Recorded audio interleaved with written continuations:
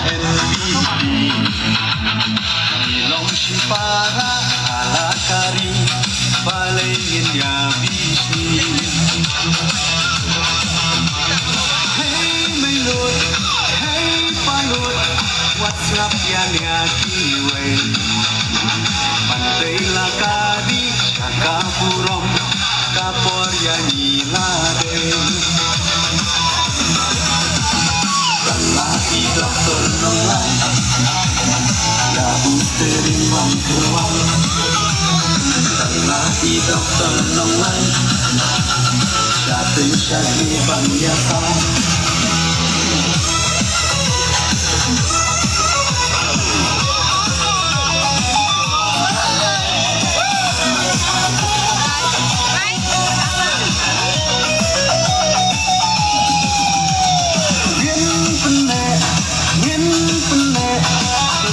Ulong sua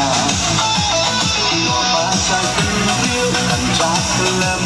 Haji ya lambakla Wajah baik Tanjing guna kiwe Dan kalinti abah sore Yala kari bantai Dokter nolai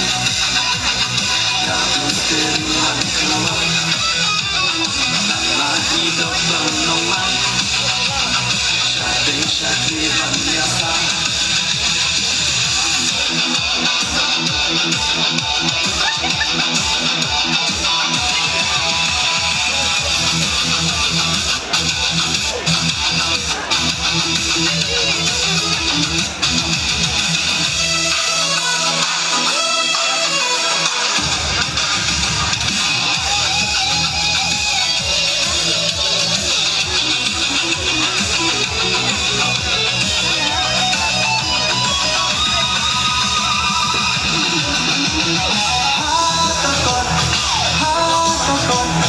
Shawe adewan